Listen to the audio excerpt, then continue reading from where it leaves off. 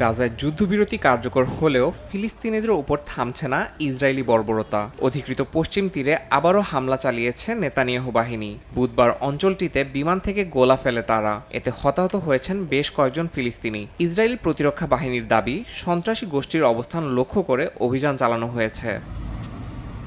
এদিকে গাজায় যুদ্ধবিরতির চুক্তির আওতায় আরও ১০ জন ফিলিস্তিনি বন্দী মুক্তি পেতে যাচ্ছেন। মুক্তিপ্রাপ্ত বন্দীদের মধ্যে ৩০ জনের বয়স ১৮ বছরের নিচে। এছাড়া ৩২ জনের বিরুদ্ধে যাবজ্জীবন কারাদণ্ডের রায় ছিল, আর ৪৮ জন বিভিন্ন মেয়াদে সাজা খাটছিলেন ইসরায়েল কারাগারে। একই দিনে হামাসের হাতে জিম্মি থাকা ৮ বন্দীও মুক্তি পাবে, যাদের মধ্যে ৩ জন ইসরায়েলি এবং ৫ জন থাইল্যান্ডের নাগরিক।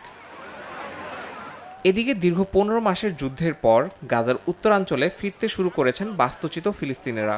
আল জাজিরা বলছে, গত ৭২ ঘন্টায় ৫ লাখেরও বেশি মানুষ উপত্যকাটির উত্তরাঞ্চলে ফিরে গেছেন।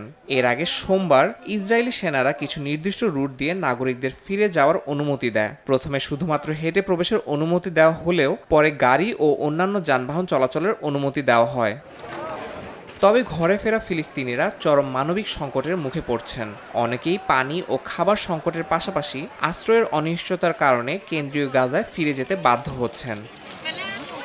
ইয়াসিন মোহাম্মদ জিসান, সময় সংবাদ।